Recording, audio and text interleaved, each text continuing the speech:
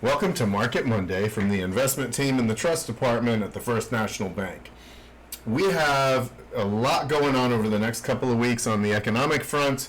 Markets have resumed kind of a strong trajectory, although, we've got a lot of catalysts out there that could complicate things and cause a pretty quick return of volatility if things don't go well. So let's get into it. What's out there in the environment next couple of weeks?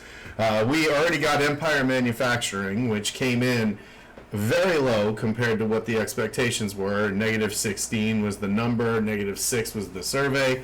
That basically says in the New York area, manufacturing is contracting very much more than was anticipated over the period. This is for June. Retail sales advance month over month coming tomorrow. That's a big number. Retail sales is giving us an idea of what demand conditions are, which further gives us an idea of what's happening with GDP growth.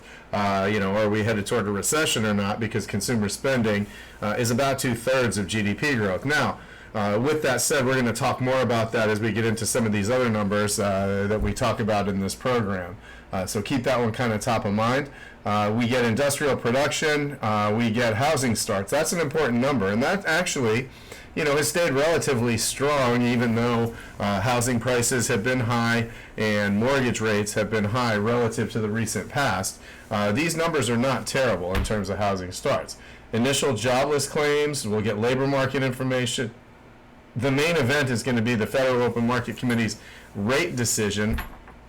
However, that's not the actual important piece. We're also going to get commentary and what's called a dot plot, which is what each of these little forecasts below here, current year, next year, plus 2 years, and then further out, long term, what the interest rates are likely to be. And they poll the different members of the Board of Governors of the Federal Reserve to see, hey, where do you see interest rates over these various periods? And it's a pretty interesting survey of where the people that are guiding the ship, so to speak, see rates over those various periods. And that number is typically, or that figure when they release the dot plot, is typically a market moving event, because any changes to expectations on the part of those Fed officials is predictive to some degree of what that rate curve is going to look like down in the future. And traders are quick to move on that information. So, depending on what the variance is from the expectation here, and in fact, whether they, lower rates, which there's a certain amount of the Wall Street analyst community and the media communities that are calling for rate cuts in the near future based on the recent behavior of inflation. We don't think it's tenable to expect a rate cut. Neither does the market. You look here, the expectation is for an unchanged. However, with this dot plot and the commentary that comes after it being relatively important, we might get an idea what the Fed thinks is going to be their timeline. Are they looking to cut rates, or, are they going to wise up a bit and maybe think, hey, should we maybe be hiking rates, which is what we think they should be doing, with inflation numbers still showing what they are. We'll get to that a little bit later as well. We get the leading economic indicator index. That tends to forecast what's going to happen with GDP growth. And, it's saying, hey, we're expecting a -0.1% contraction on the leading indicators. More real estate information, and we'll be rounding things out with inventories and then GDP toward the end of next week. And as we're looking at things, this GDP is expected to come in finally on first quarter at, crystallized at that -0.2% GDP growth.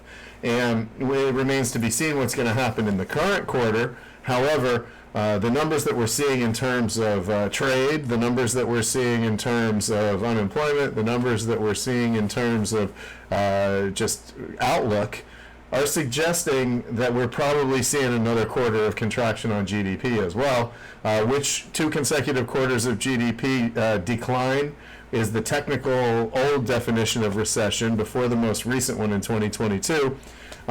Which was never called a recession because then the National Bureau of Economic Research decided to add some subjective factors that we really hadn't been familiar with before that particular period in history. But then we get more information rounding things out after we get this GDP number. We'll get demand information. We'll get information about prices. We'll get this, core PCE price index.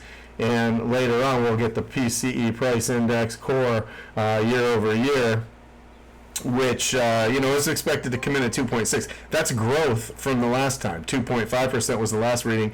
That's expected to show growing inflationary pressure in the Fed's favored indicator. Does that suggest they need to be cutting rates? No.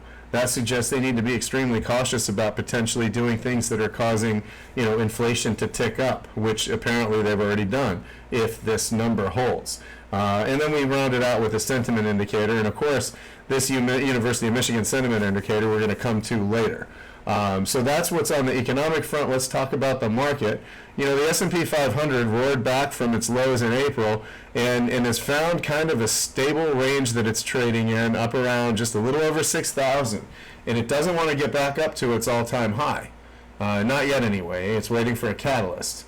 If we look at the MSCI EFA, I'm going to proxy it here with the ETF that trades. You can see that this thing has already gone to new highs. And we've seen a generational shift that moves things back closer to the norm and says, hey, international stocks are likely going to outperform domestic large caps for a little while. Therefore, it's worth having an allocation there, and we're recommending it, and we've done it in our accounts that we're managing.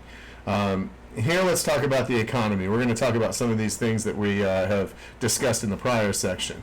Here's the actual real GDP over the past year, different readings, and here's the latest one, negative 0.2%, and we're expecting the next reading to be even lower. This is recessionary, and it's likely that we're already in one. When we look at the non-farm payrolls, we're up a little bit from the middle of last year, but it's trending down, and it's definitely off of its peak in terms of new job creation. And if we zoom this out a bit, we're down substantially from even the levels in 2021 and 2022 when there was a technical recession at the point due to 2 consecutive quarters of declining GDP. We can see that we're actually at a lower level of these non-farm payrolls, in other words, jobs being created, and that's not great. Here's the sentiment indicator for all time since it's been tracked, since the late 70s. And, consumer sentiment has rarely ever been this low. That's a bad augur as far as what's likely to happen with GDP, because consumers are not going to be spending if they have a bad outlook on, what their future prospects are. So we're following this one pretty closely. This sour, number here, this 60.5, suggests that the consumers are likely to pull back and probably already have pulled back a bit. So that's going to slow economic growth. But, silver lining, they're slowing economic growth. Most likely it's recession. That's our base case. We have high inflation at the same time. That's also our base case. So that's not a great scenario. The Fed is in a tight spot where anything they do is going to influence these two things in common at once. If they push the economy up and ease monetary policy, they also push inflation up. And if they cut inflation down, they're cutting economic growth down with those same measures. So they're going to have to tread very carefully. But in the long term, for your stock investments, we're not really concerned. Again, we've talked about this many times, the great financial crisis, COVID, the recent bear market in 2022. And these things look like blips on a map. Here's the most recent of the bear markets, which we just went through over the past year. And we're almost back to recovery. So when we're taking a long view, a disciplined view, we're going to be probably less likely to make costly psychological errors selling into these panics or buying manias when things are going straight up. We want to be disciplined and systematic about the way we're investing, and we want to adhere to a good long-term plan. Rounding things out, let's talk about rates. Interest rates have done some interesting things since the beginning of the year. The curve has come down on the short end, but gone up on the long end. And what that tells us is, investors expect the lower rate environment because of economic weakness, but that this is all ultimately inflationary, and over longer distances of time, they expect inflation to be a big risk, because inflation is the key risk in treasury bonds. The risk that your purchasing power is reduced over time because more dollars get created, essentially. Moving into fixed income on the corporate A-rated credit, which is high-quality corporate bonds, we see the same effect, but not really as pronounced of an effect. And these are great rates, 4.5% at 5 years, 10-year papers, 5.25%, and so forth. Fixed income investors are getting paid for their risk. So, that is the overall environment from the economic and market view.